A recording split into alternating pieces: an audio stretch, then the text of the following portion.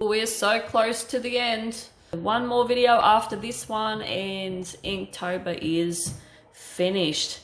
So let's start this video with day 25 Splat. I had a lot of fun with this one because I've sort of been struggling a little bit with the illustrations as the end grows near.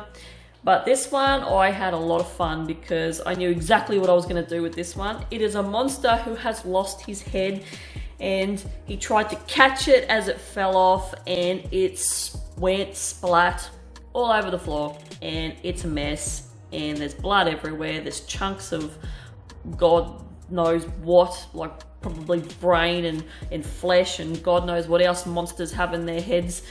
And yeah, now he's got to hunt for another another head, because this one's turned to mush.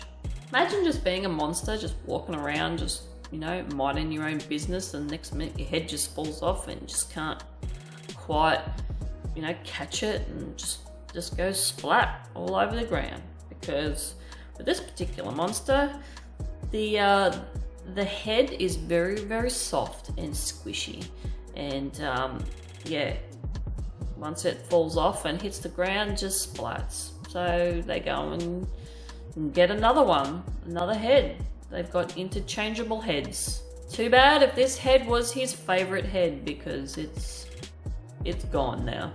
Anyway, that is that one, and I'll see you in a couple of minutes for the next one.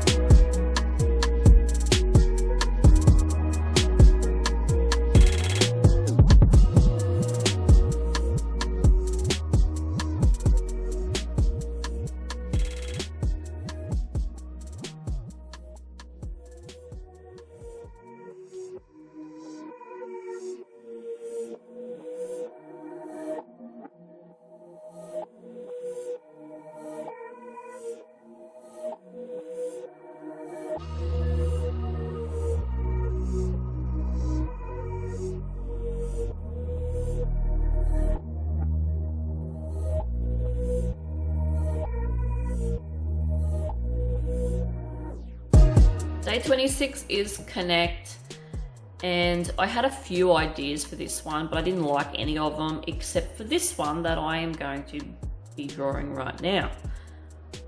Now, I decided to go with, once again, half human, half cyborg, and what's happened is this organization, I don't know, like there's some sort of like experimental scientists, took a human woman and decided to cut her in half and attach her, connect her, in other words, to a robotic bottom half.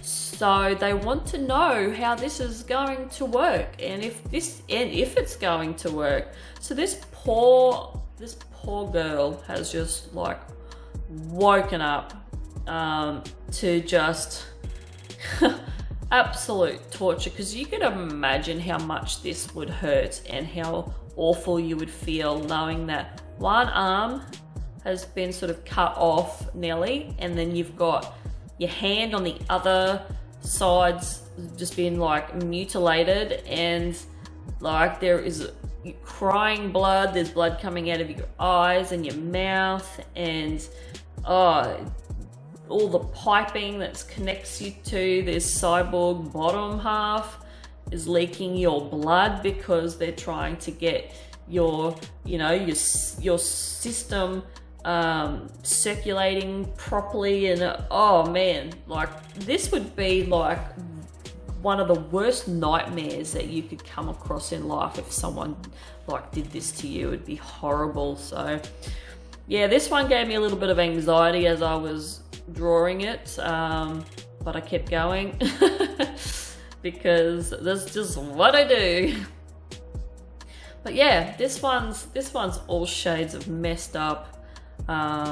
Yeah, being connected, your top half being connected to a robotic bottom half, that would be awesome, especially waking up knowing that you don't have anything from like your stomach down anymore.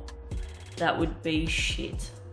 So the bottom half hasn't been fully connected yet. They're still sort of not going to connect her legs and everything up completely until she wakes up and they know that she's going to be able to live through this. I don't think that anyone would be able to live through this. So yeah, she's a bit nude in this one. She's got her, obviously, no shirt on. She's like just laying there. This poor woman has been completely maimed and tortured to be turned into a science experiment.